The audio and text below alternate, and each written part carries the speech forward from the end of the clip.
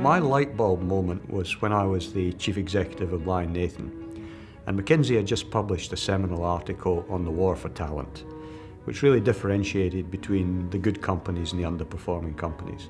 And all of a sudden it struck me that in that war for talent, we were only recruiting from 50% of the gene pool.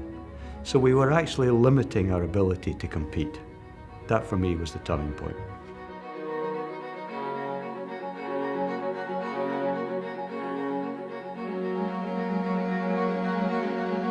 The only way we'll change the system is if we get men talking to men and confront the issue. The view that women aren't tough enough. The view that, well, there's no point in promoting a woman because eventually when she gets to family formation age, she'll go off and have kids. The view that a maternity leave is just an excuse for why women are not getting promoted. We have to address that unconscious bias, which is seldom spoken, but deeply held.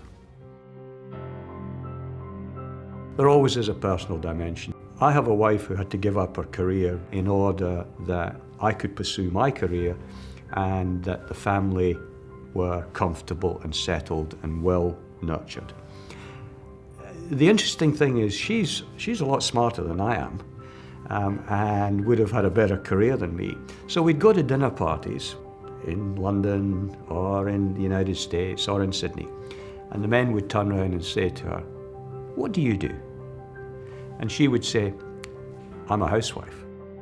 And they would immediately turn away and talk to someone else, because in their view, being a housewife wasn't that interesting. No one asked her whether she had a interesting and significant career which she had then chosen to give up. As far as they were concerned, she was a failure and boring because she had decided to be a housewife.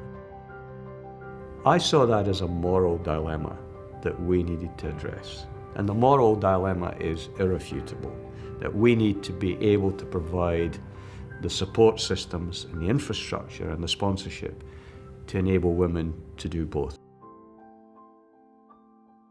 In any culture change, people are afraid to change.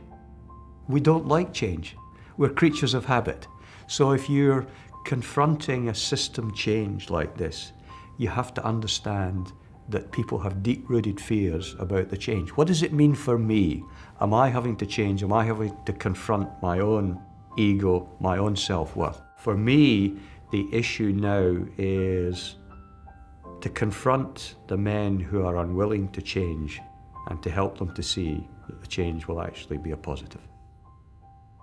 If you will, to confront their fears.